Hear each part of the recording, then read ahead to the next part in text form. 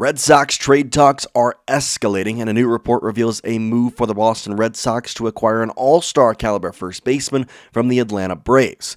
Now, the package in return is interesting, so we'll tell you all about it right here on Red Sox Digest. Welcome in, everybody. I'm Jace Andrews. I appreciate you taking the time out of your day to join it here with us. It's an off day for the Boston Red Sox, so why not bring up some trade talks? And this is certainly an interesting one because, as per usual, the Boston Red Sox are in that wishy-washy mode. Are they buyers? Are they sellers? Craig Breslow continues to say, we're going to buy, we're going to buy, we're going to buy. But is it smart? I don't know. This move, in a way, can toe that line of being buyers and sellers in a way, so we'll kind of talk about that. I do, however, want to mention that we are 32 subscribers away from 3,000, and I know for a guaranteed fact there are 32 of you watching right now who are not subscribed.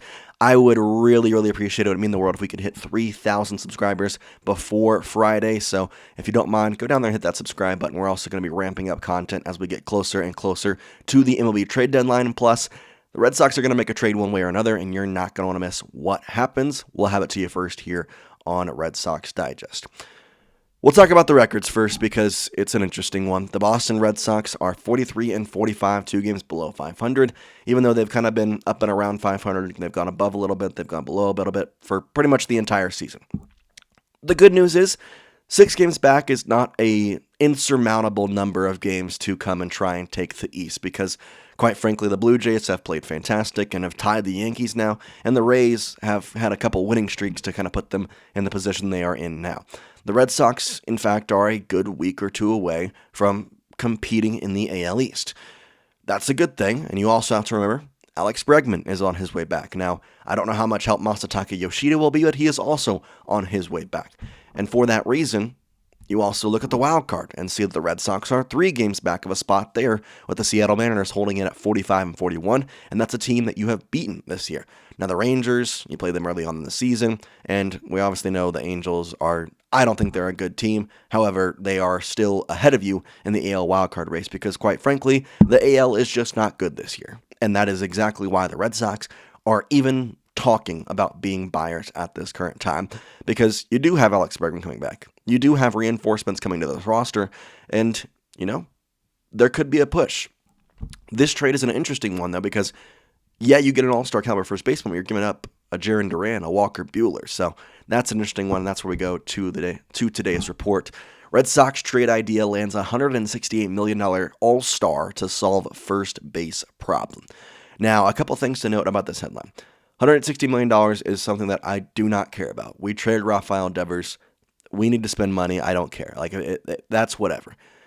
However, they call it a first base problem, and I kind of sit here and contend that maybe it's not. I mean, Abraham Toro and Romy Gonzalez have been fantastic over there, and I mean, even in the article, they kind of mentioned that and gave it credit. Jonathan Vanek of Yahoo Sports says, quote, "The Red Sox have settled on a platoon of journeyman Abraham Toro and Romy Gonzalez to fill the corner infield slot. But a new trade proposal by WEEI radio podcast would bring a 2-time Gold Glove first baseman to Boston," end quote.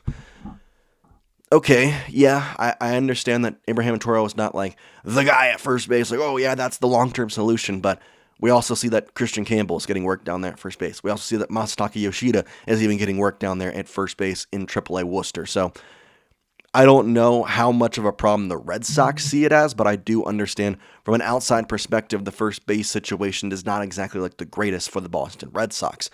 And listen, Abraham Toro has been fantastic in my opinion. I think he's been well above advertised, and quite frankly, his on-base percentage is really solid. His batting average is still sitting around the 270-280 range, and he only strikes out, a few times. So it's overall been a very good season for Abraham Toro. As mentioned in the article, though, he is a journeyman. He's been on a lot of teams, and he was in the minor leagues to start this season before coming up, and the Red Sox now have used him, and he is a 3-hole in the freaking order, which is wild to think about. But he has been good, and so has Romy. I believe that both of them have done a fantastic job filling that first base hole. Is this trade guy that I'm about to talk about better than them? Well, yeah, of course. An all-star first baseman who is bombing 30 homers a year is going to be better than Abraham Toro and Romy Gonzalez. But my question is more, is it worth it? Is probably where I kind of sit and look at all this, especially, it's an interesting one for sure to kind of think about. And so that's where we go into the trade proposal of all the details. Here it is. Again, this is a trade via WEEI's podcast, Play Tessie.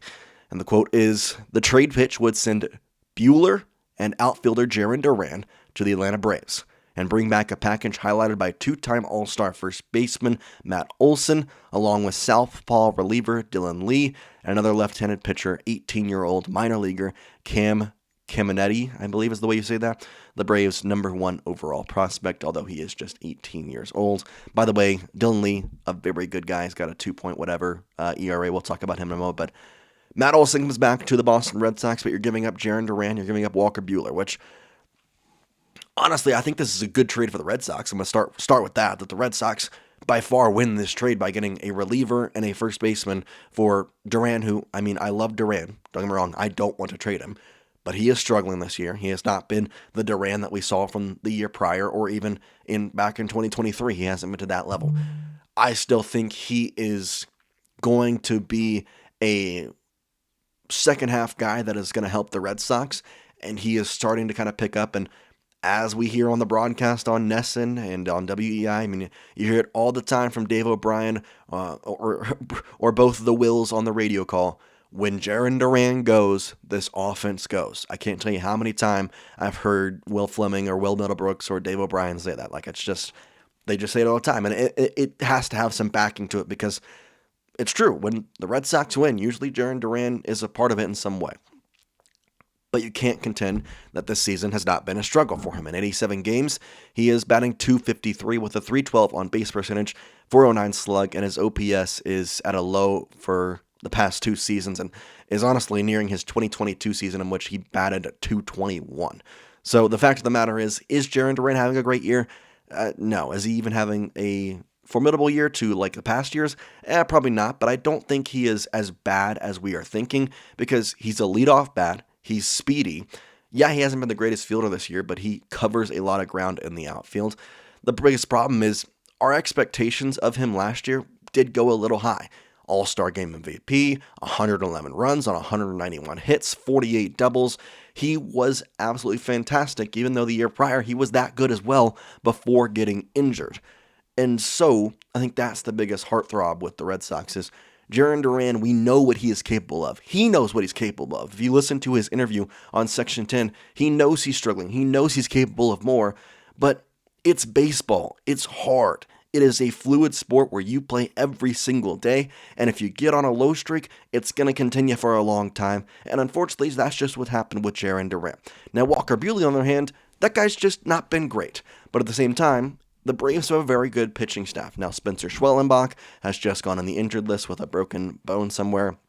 Spencer Strider, he's been injured on and off throughout the season as well, so adding a pitcher to their arsenal would be something that they could definitely latch on to in a way. So I think that's something to look at there.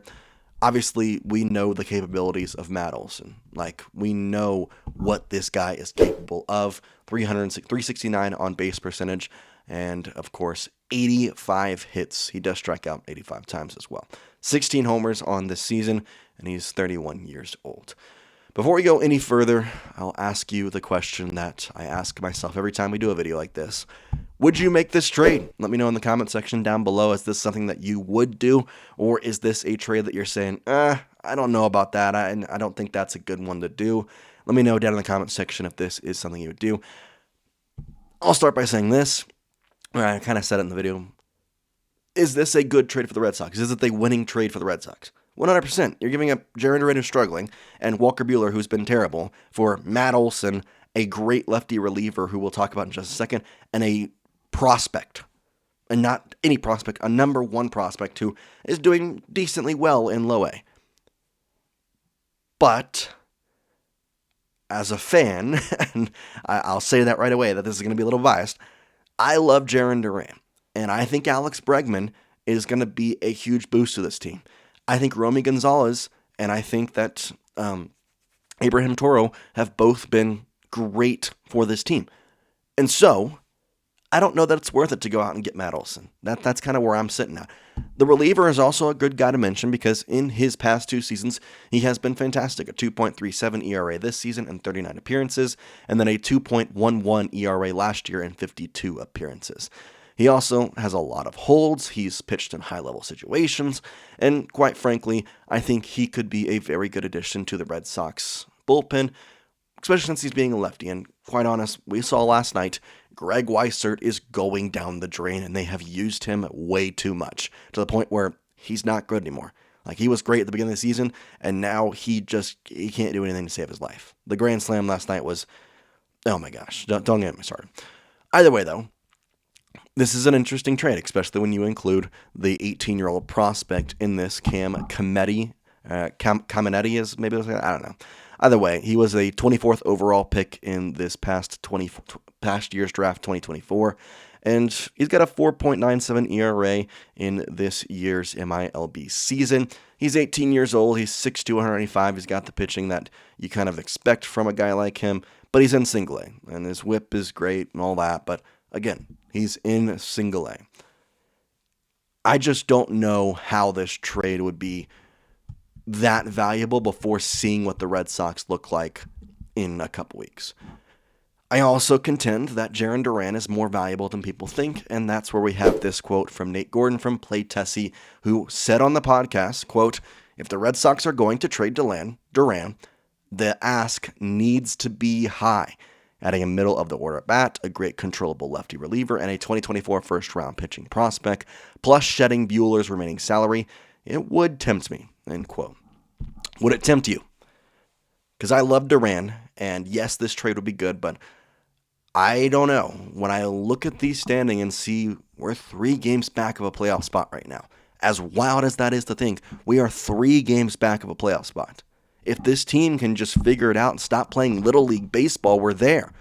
And if Alex Bregman comes back and plays like the Alex Bregman we saw before the injury, this team is going to be there. I digress, but I truly, truly believe that the Red Sox are in a very good slot to go make the playoffs. And maybe you don't think they are a playoff caliber team. The good news is, in the AL, there aren't many playoff caliber teams this year. So the Red Sox could be one if they're just mildly good. And that's frankly what they are. So we need a good week. We need Alex Bregman to come back as quick as possible. I would love for him to get an extension.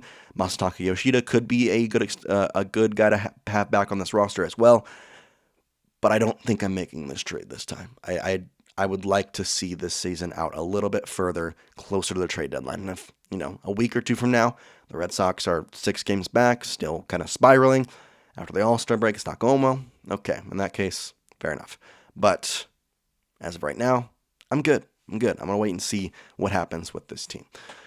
All right, that's all I got for you today here on Red Sox Digest. If you made it to the end of the video, we certainly do appreciate you. Obviously, you're enjoying the content, so if you're not subscribed, do that now. But for now, we'll see you next time here on Red Sox Digest. Peace out from Beantown.